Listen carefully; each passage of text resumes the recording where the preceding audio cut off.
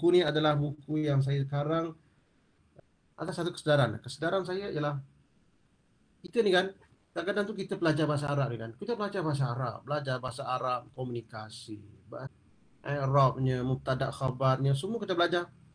Tetapi sebenarnya kita satu benda yang kita lupa ya, bahawa kita mempelajari bahasa Arab ni adalah limaza ta'allamta al-lughata al-arabiyyah?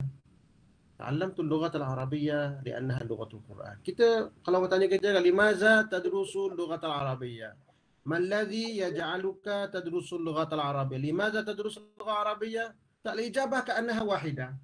الجميع سيقولون أنا أدرس اللغة العربية لأنني أريد أن أفهم القرآن.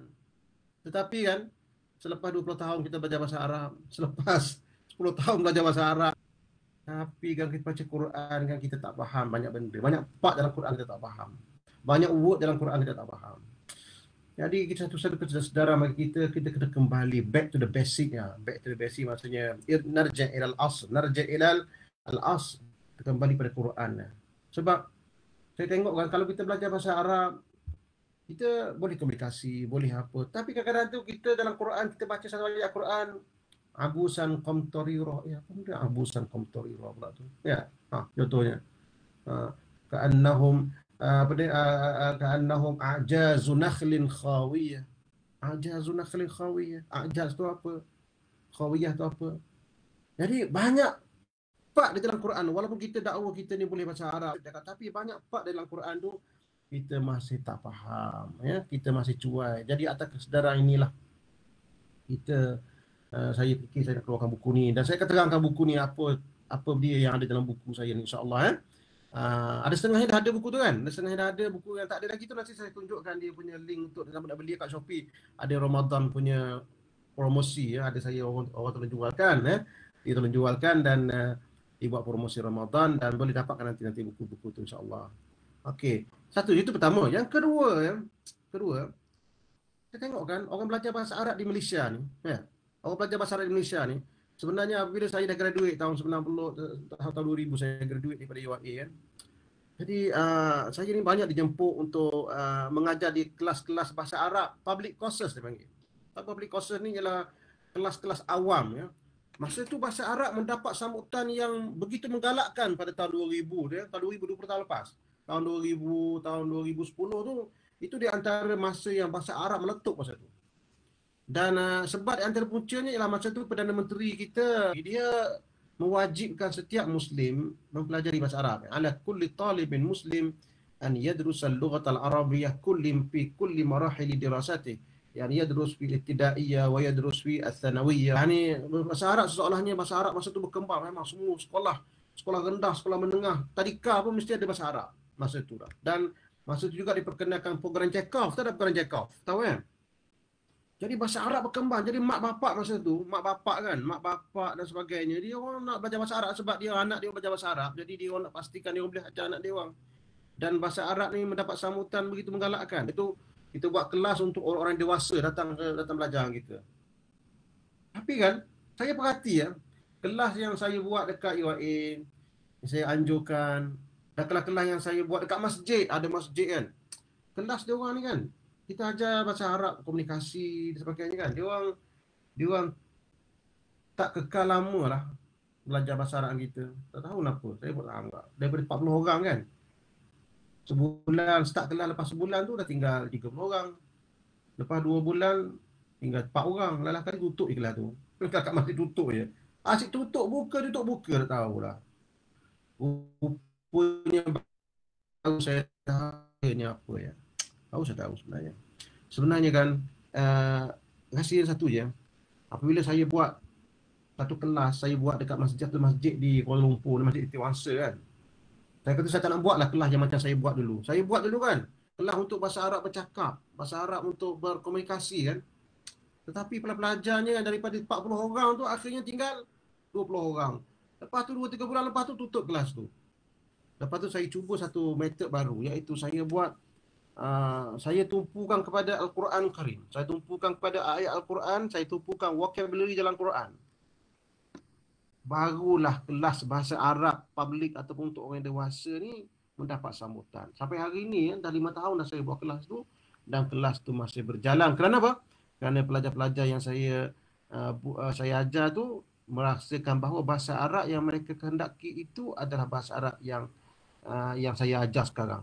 Yang saya ajar iaitu bahasa Arab yang fokus kepada kalimat-kalimat dan vocabulary mufradat di dalam Quran Karim, dan kaedah-kaedahnya diambil daripada situ. Jadi untuk orang awam itu dia bahasa Arab yang orang nak sebenarnya. Okey, baik. Jadi saya pun binakan satu silibus, satu modul khas untuk golongan seperti ini untuk belajar, dan alhamdulillah setakat ni modul ni digunakan dan beberapa pusat pengajian di Malaysia. Tapi tak tersebar lagi lah ya, sebab saya tak pandai nak promote macam mana benda ni.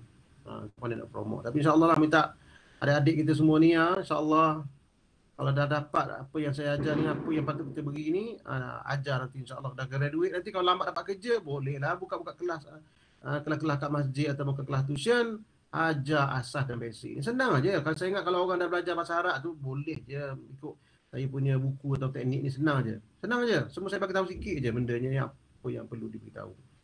Jadi keluarlah modul ni. Modul ni saya buat khas untuk orang-orang yang minat nak belajar bahasa Arab. Supaya apa? Supaya dia orang belajar bahasa Arab. Kalaupun dia orang tak dapat bercakap Arab sekalipun, sekurangnya dia dapat faham lah apa yang dia baca dalam Quran. Dia dapat faham dah dia baca Allahumma ghfirli wa liwalidayya. Dia faham lah apa itu maghfir di fi'il madhi, fi'il mudhari' ya. Wa liwalidayya tu daripada perkataan apa, walada yalidu, lam yalid wa lam yulad, daripada walada dia tahulah perkataan tu maksudnya. Dijumpalah Quran wa walidin wa ma walad, semuanya daripada walada tu maknanya bapa ataupun anak.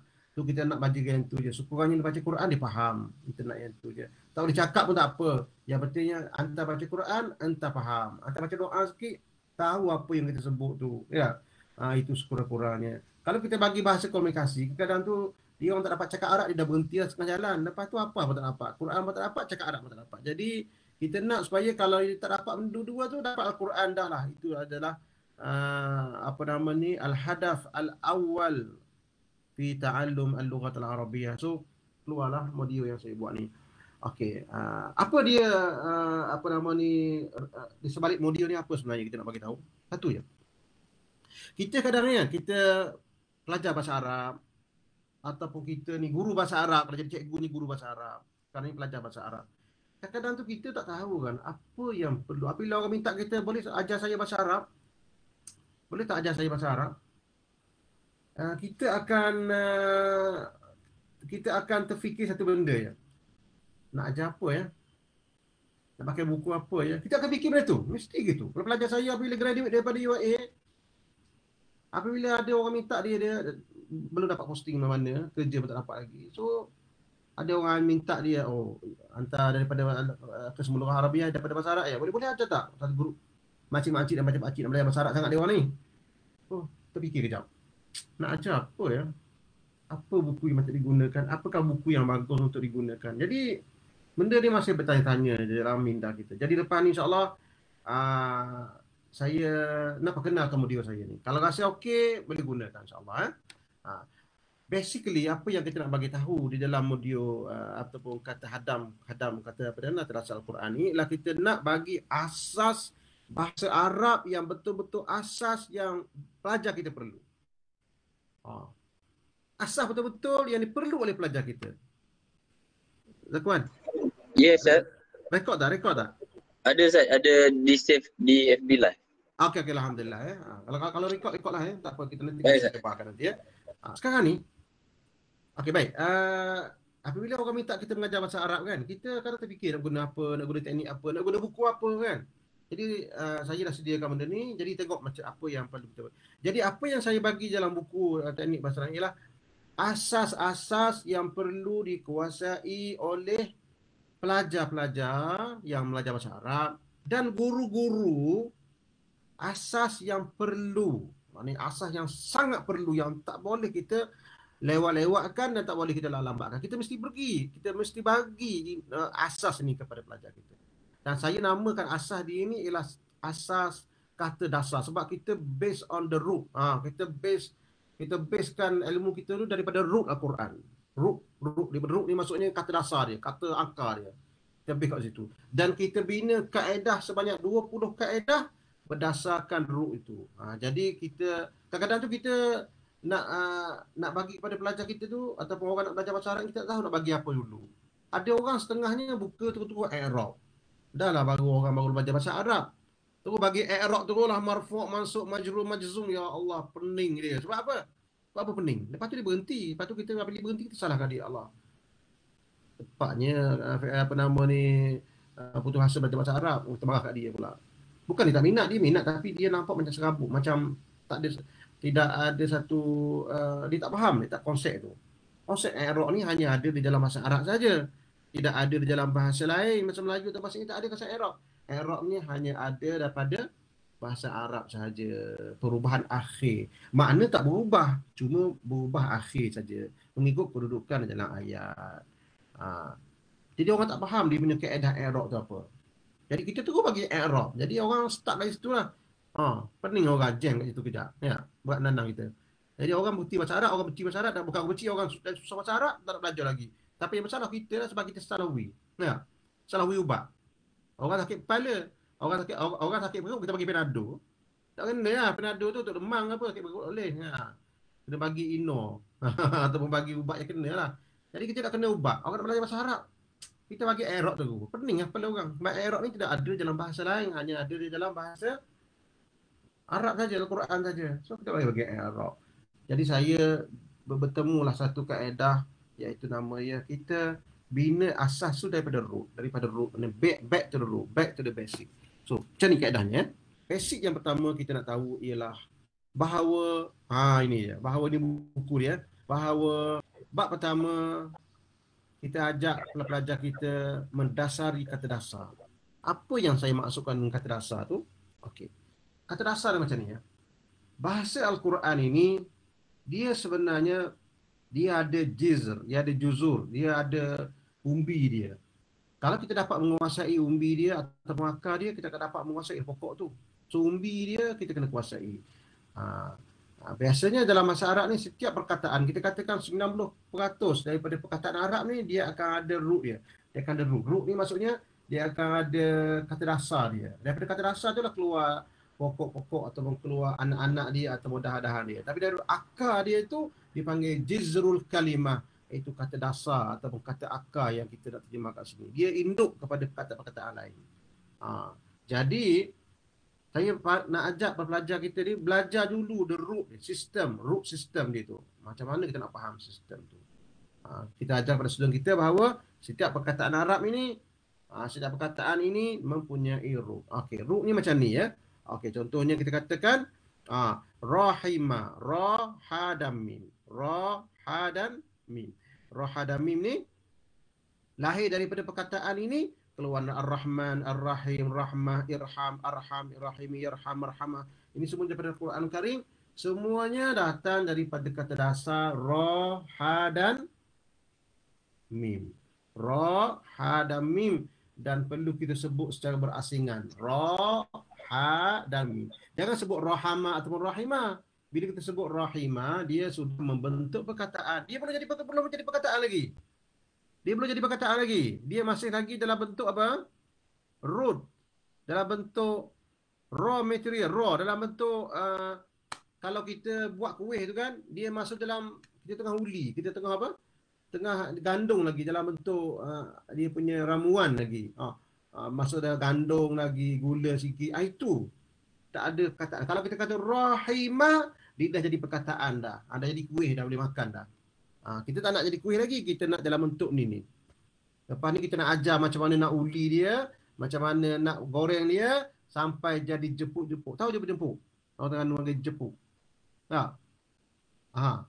Itu cara dia. Maknanya kita nak ajar kita bahawa setiap perkataan dalam Al-Quran ini akan ada root. 90% ada root. Ada juga yang tak ada root. Untuk yang tidak ada root tu, kita dah asingkan dia di dalam bab yang terakhir buku ni, iaitu perkataan yang tidak ada kata dasar. Kita asingkan dah. Okey, semuanya ada root. Okey, alhamdulillah. Hamid dan dal. Hamid dan dal kata dasarnya apa? Hamid. Semuanya datang daripada perkataan hamid dan dal. Okey, itu satu. Saya ingat ini tak ada masalah. Semua kita dah tahu dah. Kita ni pelajar bahasa Arab, insya-Allah. Hadza wajib. هذا معلوم من اللغة العربية بالضرورة يجب أن كل واحد يعرف هذا. Okey, baik. Okey, lepas yang kedua, kita nak bagi tahu bahawa ini sangat penting sebenarnya dalam memperkayakan vocabulary. Yang kedua adalah setiap kata dasar tadi tu ha, min dan dal kan, roha dan mim itu dia akan ada makna asas. Ini saya nak bagi tahu ni makna asas ni semua ya. Ingat ni makna asas. Makna asas. Setiap kata dasar itu mim lam kaf, kata dasar ini dia akan ada satu base meaning. Base meaning itu ialah kita panggil dia makna asas. Okey, makna asas. Makna asas ni gini. Makna asas ni kan, makna asas ni ialah makna yang sentiasa yang banyak berulang dalam perkataan tu, makna perkataan tu. Mungkin setiap satu kata dasar tu dia ada pada perkataan di bawah dia. Ada setengah perkataan itu dia akan lari makna dia jauh daripada makna asas dia. Jadi kita kena relate. Macam mana kita nak ingat ya? Nanti saya tunjukkan teknik dia macam mana kita nak ingatkan dia insya-Allah. Contohnya perkataan mim lam kaf ni, mim lam kaf ini atau kata dasar mim lam kaf ini dia ada satu makna asas iaitu milik. Milik. Okey. Daripada mim lam kaf ni keluar perkataan malik, pemilik. Al-Quran kata Maliki yaumiddin dipanjangkan. Jadi pemilik hari pembalasan. Juga dia boleh bermakna raja dengan dipendekkan mim. Maliki yaumiddin, raja hari pembalasan. Dia boleh dipanjangkan ke tengah. Malikun, penguasa sebenar. Dia pure apa nama ni? Penguasa sebenar. Mulkun, surah Al-Mulk, surah bercerita berkenaan kekuasaan Tuhan. Malkun, kehendak. Yamliku fi'il mudhari' pula. Malaikah. Malaikatun. Apa kaitan malaikat itu dengan malaikat itu dengan milik? Apa kaitan dia dengan milik itu? Sebab malaikat ni milik Allah. Sebab tu dia ada kaitan dengan malaka tu. Kita boleh buat reka sendirilah. Kita reka lah. Okey. Reka tu maksudnya sebab kita nak ingat dia punya perkataan dia tu. Nak ingat dia punya root dia tu. Mana-mana tu. Kadang-kadang tu kita kena relatekan dia. Supaya dia tak terabur sangat dalam minda kita. Okey. Okey. Malakut. Mamluk. Hamba. Okey. Itu adalah perkataan-perkataan yang lahir daripada kata dasar mim lam kaf. Yang makna asas atau base meaning ni adalah memiliki. Kena ingat. Jadi bahasa Arab ni yang pertama dia ada root, dia ada kata dasar mim lam kaf. Okey? Setiap perkataan tu dah ada mim lam. Hampir setiap perkataan lah, bukan semua. Yang kedua, setiap kata dasar itu dia akan ada base meaning. Maksudnya makna asas. So kita kena kuasai mana asas tu. So ini adalah satu teknik untuk kita memperkayakan vocabulary kita. Tapi saya tumpukan kepada perkataan-perkataan yang ada di dalam Al-Quran dahulu. Lepas tu kita akan tunjukkan macam mana untuk perkataan lain yang luar daripada Quran tu, insyaAllah senang je lepas tu. Sebab perkataan yang luar daripada Quran itu based on Quran Karim. Semuanya berasal daripada vocabulary Quran juga. Semua dikembangkan saja. Contohnya baru ni kan. Bukan, sebulan lepas. Satu kapal yang tersangkut dekat Suez, menyebabkan semua kapal-kapal lalu. Susah biar orang. Seminggu susah orang. Bila saya baca berita tu, dia keluar macam ni. Dia panggil apa? Lahzah tahriris safinatil janihah biqanatil Suwais tamaman. Lahzatu tahriris safinatil janihah biqanatis Suwais tamaman. Baca kan? Lahzah, kita tahu lahzah maknanya saat. Tahrir membebaskan ataupun membebaskan tahrir, fatahrir raqabati adalah Quran, semua adalah Quran. Mungkin lahzah ni mungkin tak adalah Quran. Tahrir adalah Quran. Wa tahrir raqabati mu'minah, membebaskan perhambaan. Safinah adalah Quran enggak? Wa ammas safinatu fakanat limasakina ya'malun fil bahri. Safinah kapal adalah Quran. Okey. Janihah adalah Quran tak janihah? Adalah Quran tak janihah? Ada. Janihah tu ada. Dia nak kata kapal yang tersadai ataupun kapal yang terbabas. As-safinah al-janihah dia panggil. Kapal yang tersadai ataupun terbabas. Itu apa dalam bahasa Arab? As-safinatu al-janihah. Saya faham, saya baca tu. Sebenarnya saya tak pernah terbaca pun berkenaan kapal yang tersadai ataupun kapal yang terbabas. Tapi dalam berita ni menyebabkan saya belajar satu perkataan baru, iaitu nak kata kapal terbabas ataupun kapal tu terbabas langgar pantai, nama dia as-safinatul janihah. As-safinatu mana? Al-janihah. Sebab saya tahu dalam Quran ada satu huruf jim nun ha. Kata dengar tak jim nun ha? Jim nun ha. Jim nun ha tu, kalau kita pergi kepada buku kita ni kan, buku kita ni Jim Nun Ha. Tengok Jim Nun Ha, Jim Nun Ha. Siapa ada buku ni boleh tengok ya. Jim Nun Ha, muka surat ada dalam Quran. Tapi kita tak ada lah, sebab yang saya bagi ni ataupun senarai kata dasar Quran ni hanya dalam Quran sahaja, dia tidak ada di dalam modern Arabic. Yang berita berkenaan dengan Suez Canal ni, Suez apa nama ni, terusan Suez ni, dia ini bukan modern Arabic ya. Tapi digunakan macam ni janaha.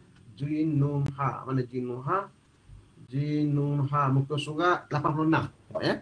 Muka surat 86. Tengok muka surat 86. Oh, 86. Muka surat 86 buku kita. Okey, tengok ni. Tengok ni janaha ni kan? Ini. Daripada ru inilah, ru jinunha. Di dalam Al-Quran Karim. Ini daripada Al-Quran saja. Al-Quran sikit je dalam Qurannya. Jinunha, kata dasar jinunha ni, ru jinunha ni, dalam Quran dia ada dalam bentuk fa'il madhi, janaha. Fa'il mudhari' dia yajnahu dalam Quran. Dalam Quran ada janaha, cenderung, bengkok cenderung. Dalam Quran. Ingat siapa hafal Quran? Man yahfazul Quran minkum. Ada tak janaha dalam Quran? Ada. Wa in janahu lis-silmi fajnah laha wa tawakkal Allah. Wa in janahu, kalau musuh tu cenderung untuk silmi, untuk berdamailah dengan mereka. Fajnah laha. Maksudnya cenderung. Junah, apa maksud junah? Junah dalam Quran, junah. Junah maksudnya kecenderungan ataupun kesalahan. Sebab apabila dah jalan tegak, kita cenderung sikit, maknanya salah jalan, itu junah. Ada tak dalam Quran junah? Ada. Wala junaha alaikum. Dalam Quran ada kan? Falaisa alaikum junahun an alla taktubuha. Ada dalam Quran wala junaha alaikum. Janah maksudnya apa makna janah? Janahain. Janahain maksudnya apa? Saya. So kita dah dapat kuasai dah.